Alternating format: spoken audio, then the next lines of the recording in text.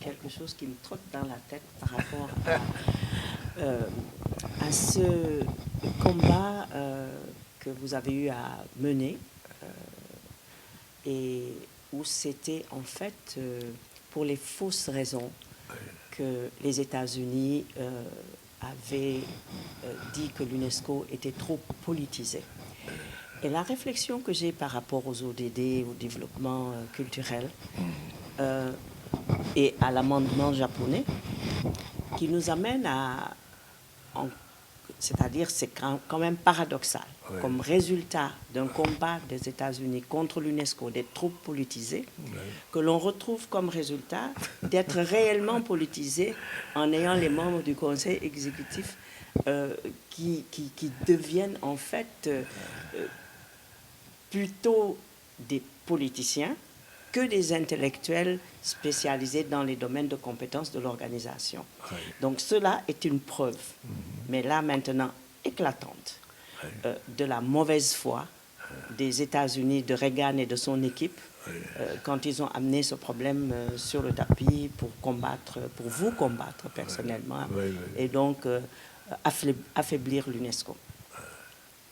Oui, alors, moi je n'accuse pas les États-Unis globalement. Je dis bien Reagan. Je vais expliquer. Oui, je n'accuse pas les États-Unis globalement. Parce qu'aux États-Unis, beaucoup de gens se sont opposés au retrait de leur pays de l'UNESCO. Les intellectuels américains. Je me rappelle encore, j'ai encore des souvenirs de l'époque.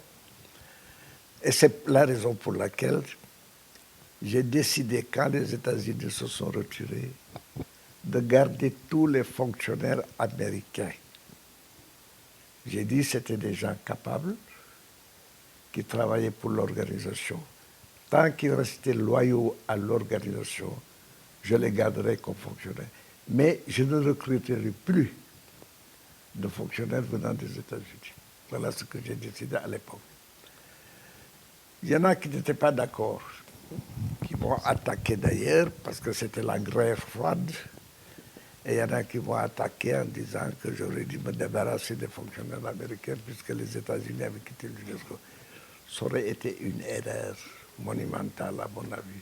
Effectivement. C'était aux États-Unis, il y a eu un groupe qui était dans une organisation qu'on appelait l'Heritage Foundation,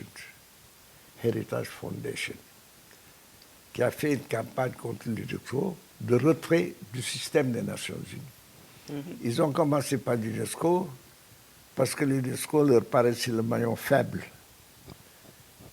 Et pourquoi le maillon faible? L'UNESCO était dirigé d'abord par un Africain. Alors vous connaissez la position de certains aux États-Unis à l'égard des gens comme moi, qui venaient d'Afrique et qui ont été amenés comme esclaves pour travailler dans le pays, et qui ont fait d'ailleurs les États-Unis, qui ont fait par leur travail. L'Amérique ancienne et l'Amérique nouvelle ont contribué pour beaucoup aussi. Alors donc, le Heritage Foundation a commencé par ça, mais Heritage Foundation donnait de mauvaises raisons. Pourquoi? Parce que je ne suis pas... je comprends ce qui se passe dans le monde. Il y avait la guerre froide, l'opposition entre le bloc de l'Est et le bloc occidental, en particulier avec les États-Unis. Et dans cette guerre froide, j'avais estimé qu'on ne peut pas diriger une organisation comme l'UNESCO et adopter ses programmes si on se place dans la perspective d'une guerre froide entre les uns et les autres.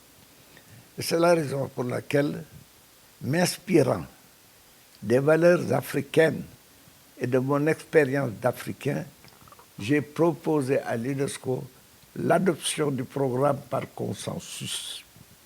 C'est-à-dire que ce qui engage l'UNESCO, je l'ai dit dans ma lettre à Schulz, ce qui engage l'UNESCO, c'est son programme. Mais ce n'est pas ce que déclarent les gens. Ce n'est pas parce que quelqu'un déclarera à l'UNESCO, parlera des États-Unis en mal, que cela engage l'UNESCO. Je dis ce qui engage l'UNESCO, ce sont les programmes qu'exécute l'organisation. Or, pour les programmes, j'ai proposé qu'aucun élément du programme ne soit adopté contre une partie du monde. Et qu'en conséquence, à chaque fois qu'on discute du programme et qu'il y a des divergences profondes, qu'on envoie l'élément qui fait divergence à un comité spécial, un groupe spécial, que j'avais appelé groupe de négociation et de rédaction. Et ce groupe, composé donc de représentants de différents États membres, étudie la question et essaye de tenir compte des observations des uns et des autres jusqu'à trouver un consensus. Et c'est ce qu'on a fait. Et jusqu'à mon départ de l'UNESCO, tous les programmes de l'organisation ont été adoptés avec l'accord unanime de tous les États membres, y compris les États-Unis d'Amérique.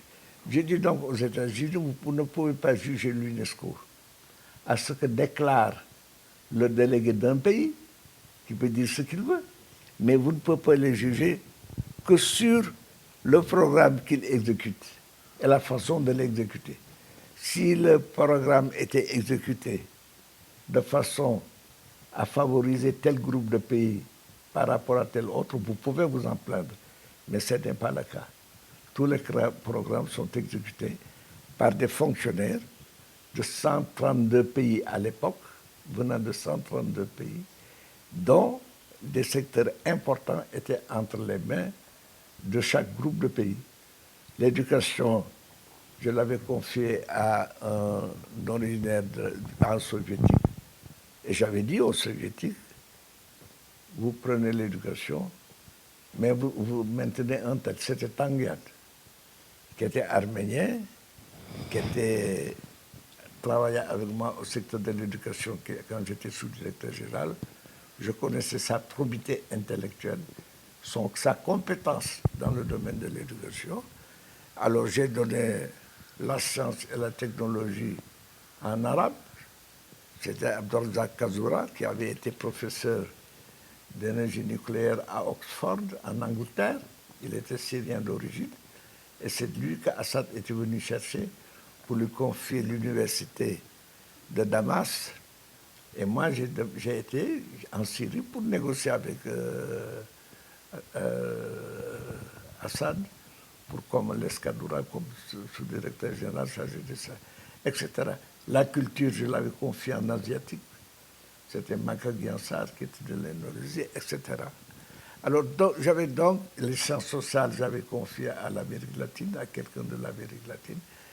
J'avais donc voulu constituer vraiment une équipe dans laquelle se reconnaîtraient tous les pays du monde, aussi bien les pays socialistes que les pays capitalistes, mais qui a été dirigée par des hommes capables, des intellectuels, et que je savais aussi leur probité intellectuelle, et je savais qu'ils ne chercheraient jamais à utiliser l'organisation au fin de la région où ils appartiennent, au sein également de leur appartenance culturelle, sociale, etc.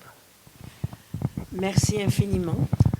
C'est toujours difficile d'arrêter avec vous, oui, parce que cette bibliothèque vivante, vous savez qu'il a été nommé trésor humain vivant. Et vraiment, je vous remercie, tonton, de m'avoir accordé cette possibilité, puisque je sais que vous ne donnez plus.